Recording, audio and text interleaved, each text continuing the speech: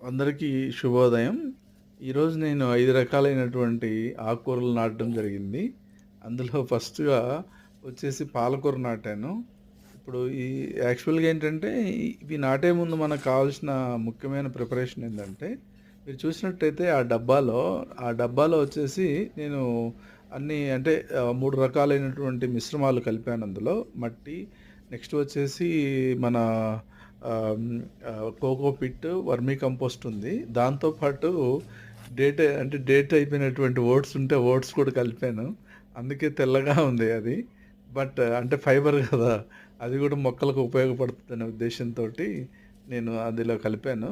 దాంతో పాటు ఆ మిశ్రమంలో నేను ఇంకోటి ఏం చేశానంటే, వేస్ట్ డీకంపోజర్ అని ఉంటది. వేస్ట్ డీకంపోజర్ ఏందంటే, మీరు ఆన్‌లైన్‌లో మీకు యూట్యూబ్‌లో అమెజాన్‌లో గూడా దొరుకుద్ది.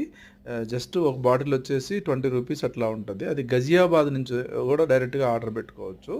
అదొచ్చేసి ఏంటంటే, ఈ వేస్ట్ డీకంపోజర్ అనేది ఏందంటే, మనము ఏదైతే ఈ మిశ్రమం కలిపామో, ఆ మిశ్రమంలో గనక ఈ వేస్ట్ డీకంపోజర్‌ని మనం స్ప్రే చేసినట్లయితే, ఆ మిశ్రమాన్ని త్వరగా కుల్లబెడుతుందనమాట. త్వరగా కుల్లబెట్టడంతో పాటు, మనం ఏ విధంగా అయితే ఫుడ్ వండుకొని తింటామో, అలాగే ఈ 3 మిశ్రమాలని అది ఒక చెట్టుకి ఆహారంగా తయారు చేస్తుందనమాట తొందరగా. దానివల్ల ఏమవుతుందంటే, ఈ మట్టిలో ఉన్నటువంటి సారమైతే ఏదైతే ఉందో, అది కుక్ చేయబడుతుందనమాట మొక్కకి. సో, దాన్ని బాగా మంచిగా అంతా మగ్గిద్దంటామనమాట మన తెలుగులో. మగ్గడం అంటే ఏం లేదు.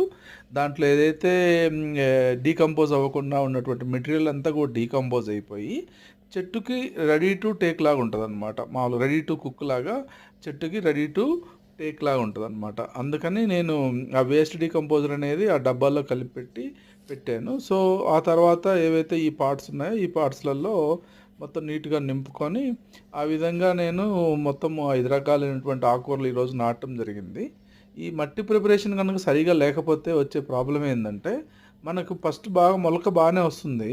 కానీ తర్వాత ఏమవుతుందంటే ఎండిపోవడము ఇట్లా జరుగుతుందనమాట. అంటే అందుకని మట్టి ప్రిపరేషన్ అనేది చాలా ఇంపార్టెంట్ అనమాట. మట్టి ప్రిపరేషన్ గనుక బాగుంటే, మనం ఏ జాతి మొక్క నాటినా కూడా, ఎలాంటి ఆకుకూర నాటినా కూడా ఏకదమ్ అంటే నీట్‌గా వచ్చేస్తదనమాట. మంచిగా అన్నీ మొలకెత్తుతాయి. మొలక శాతం బావుంటుంది.